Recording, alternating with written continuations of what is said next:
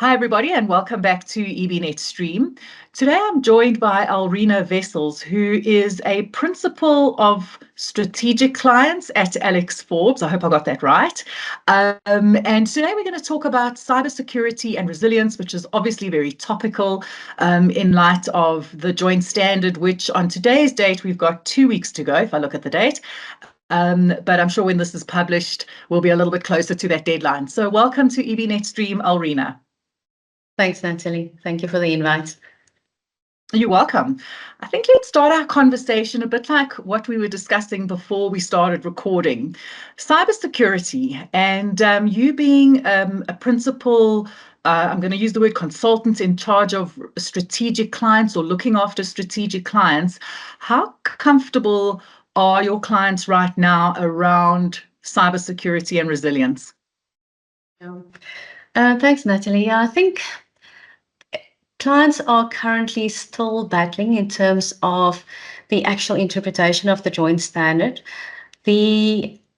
What makes the joint standard difficult to implement is the fact that it's written for corporates and financial institutions such as banks and insurers, etc., which own systems, which do have those big operational side to them, etc. Whereas pension funds don't really do that. They don't own systems.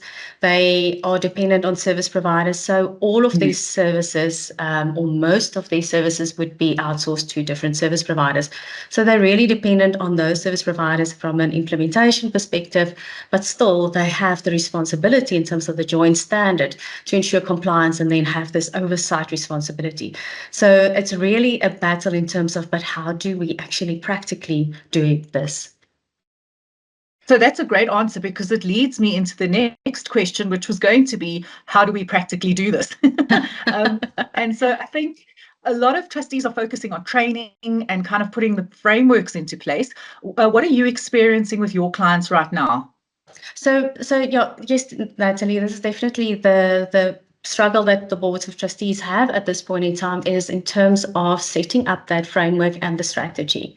And the reason why this is a bit of a challenge for boards of trustees is if you look at the cyber out there in terms of the frameworks and the strategies that one do find from an international accepted standard perspective, you find that there are standards like NIST, there's COBIT, there's ISO, etc. Standards that's normally implemented by the big corporates, and this is what they would implement, and this is how they would test their cyber security measures and how they would test their cyber maturity levels as well. But these frameworks that are out there can't be applied to pension funds for the pure fact that we don't own systems, everything is outsourced, etc. So we do have a unique situation with respect to pension funds. So it's the challenge for boards of trustees is to then create a framework that works for them from a pension fund perspective. Because if you look at the joint standard, the standard is very clear in terms of what needs to be contained in the frameworks. And it's quite prescriptive in terms of a board of trustees need to make sure that the roles and responsibilities are clearly defined, that we know who the stakeholders are. We have to indicate clearly in the framework how the board intends to tackle cyber risk and how they're going to mitigate the risk. So it's definitely clear responsibilities that needs to be outlined within this framework. And then this automatically then links to how will you deal then with your third-party service providers, because we are dependent on them.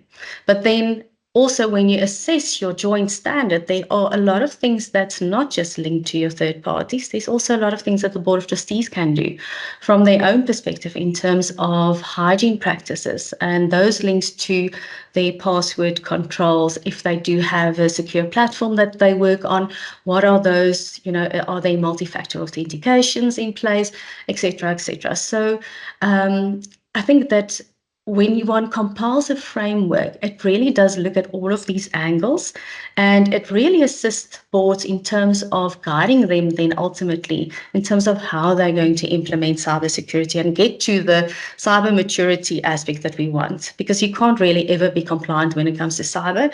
It's really a case of continuous improvement and getting to that maturity level that one wants to.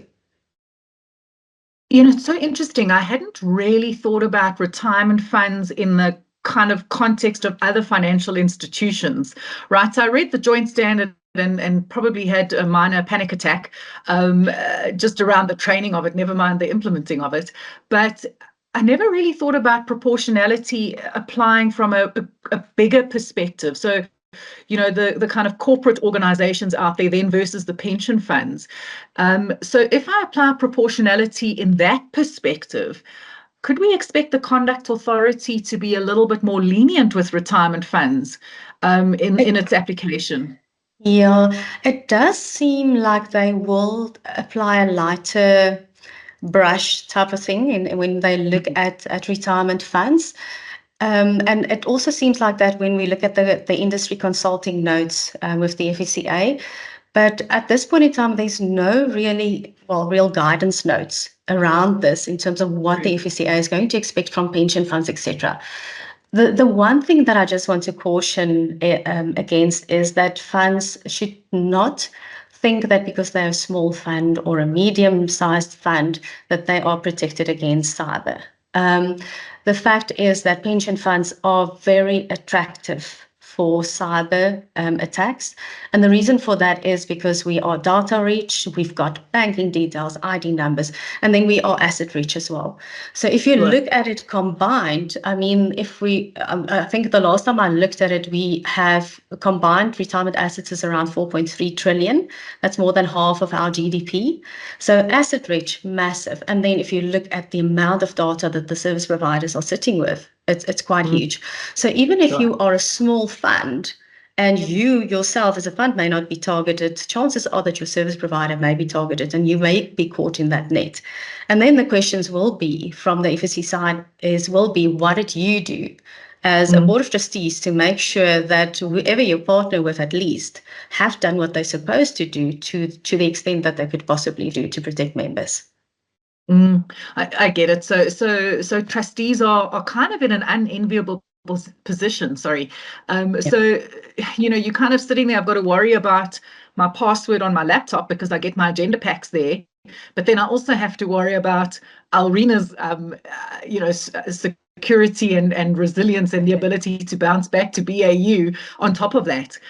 So where would you suggest the trustee board starts with this? And where would you recommend they are at least by the 1st of June? Sure. Yeah, I think that's probably the question that we receive the most often from our clients. Like, I think it's definitely a challenge for boards to be fully compliant and to fully implement the joint standard by the 1st of June. We've seen that given the practical implications and the fact that their own service providers also have the target date of the 1st of June. What we are advising our clients is to at least have your governance structure in place. Look at your framework, at least know what is your strategy that you want to implement. And once you've got a properly developed framework, it already gives you the playbook in terms of what are those steps, what are those policies that you need to put in place. For instance, your incident response policy. It sounds simple, but it's really those crucial policies that needs to be in place in the event that something happens, because cyber events really necessitate immediate action. You can't sit at that point in time and wonder who's responsible for what lies with the service provider, what can I do as a board of trustees, who's going to communicate with members in the event of an incident, all of those things. So it really forces, when you work through the framework, it forces the board of trustees to start thinking around these things and put the policies in place that needs to be there. And then the next step would be then to do the risk assessment, because the joint standard requires you to indicate in your framework how you are going to go about identifying risk. So you can really only start with your risk assessment once you've worked through your framework, because setting that aside in terms of what am I going to do, to what extent am I going to map certain processes, or am I actually going to look at the service providers in terms of what they are doing there, or are we just expecting them to provide me with some form of comfort? So it's really a case of the board deciding how they want to attack this animal. So framework done, policies, and then it is the risk assessment. Once you've got your risk assessment, then at least you've got a better picture in terms of where you need to mitigate and what those risks are. And funnily enough, when we worked through the process, we wanted to start with those hygiene practices that we want to implement for boards of trustees immediately. But we quickly realized that we can only really start looking at hygiene practices once we've gone through the risk assessment, because it's only then when we know where those risks would be in terms of the logging on, passwords, all of those type of things, and what needs to be addressed. So measure the risk before you put in a policy to mitigate the risk, is what I'm hearing you say. Yeah. I wanted to ask you, and perhaps an unfair question, but have we seen pension and provident funds overseas be targeted? I mean, you mentioned retirement funds being data and asset rich.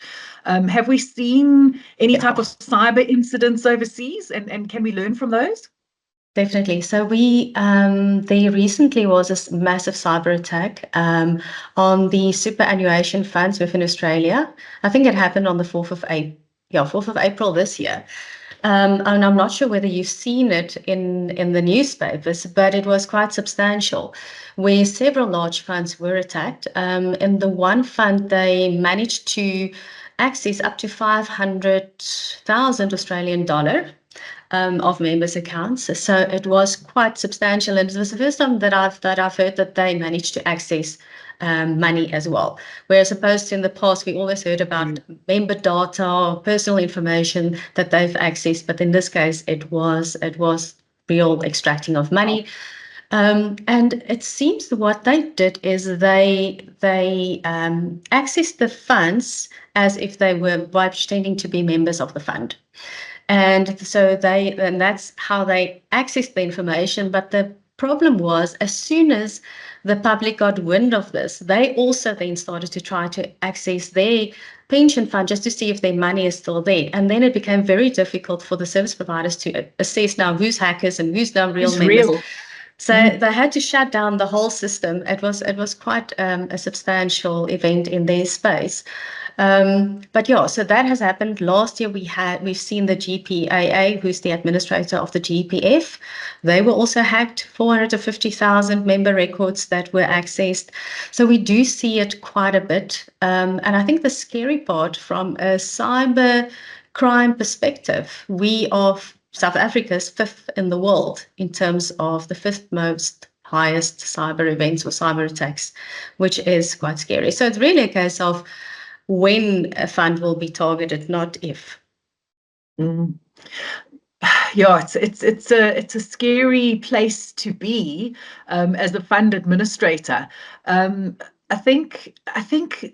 guess as a trustee, and to kind of wrap up, I guess as a trustee, I'd be wanting the assurances that particularly my administrator and my investment managers had kind of baked this kind of compliance already into their systems. Is there a level of it already there, and this is just, like you say, the kind of brushing over and the renewing of it, or is this build from scratch solution and compliance initiative that we're working on? From a service provider perspective, yeah. So this the service providers have already, I mean, for many years now, started looking into cybersecurity, implemented the necessary practices and protection in their space as well. There was a joint standard one published a while ago, and to which service providers already have to be compliant to.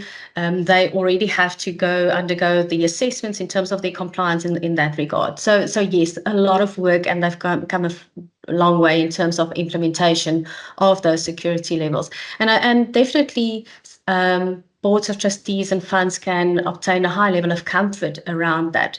And also, further to that, the fact that the bulk of service providers to pension funds are actually subject to the joint standard as well. Yes. So, and that is where a high level of comfort comes from. To a large extent, at this point in time, it's for boards of trustees just to assess the readiness of those service providers in terms of the application of joint standard 2. But definitely high level of comfort that one can derive from service providers already. And again, as you say, see what's there and kind of build on it rather than bake from new or create from new. One last question. How how prepared, and you've kind of got me thinking when you mentioned the Australian superannuation event, how prepared are insurers with their cyber insurance that both boards of trustees would be taking out together with administrators and other financial institutions? How prepared are they in terms of the covering of claims that may arise? Yeah. So from a trustee perspective, in terms of fidelity cover, so insurers have already started from last year to include cyber cover in the standard fidelity cover as well. So to an extent, boards are already covered, but once boards have gone through their whole risk assessment, etc., it suffices to go back and look at the policy, exactly what is covered, etc. To a large extent, it would probably be to cover legal expenses, the PR side of things, because should anything go wrong, most likely it would be within the service provider space, who will have their own cyber cover, etc. And that's probably where the largest claim event would occur. Touch wood, hopefully it does not. But yeah, so that's where the boards of trustees also need to assess from their service provider side that they do have cover in place. But definitely it's already provided for from a fidelity cover perspective for boards. That's very comforting. Thank you. I think it's just a matter of when rather than if at this point. And what I'm hearing you say is that a lot of the stuff is baked into systems. Trustees need to focus on their training, their reviewing probably of their policies and updating of their risk measurements and assessments, and take it from there. I think that would constitute readiness in a few weeks' time. Definitely. Elrina, thank you for taking the time to Thanks. talk to me today. I really appreciate it. That's Elrina Wessels, who is a principal of strategic clients at Alexforbes. Thank you so much. Thank you, Natalie.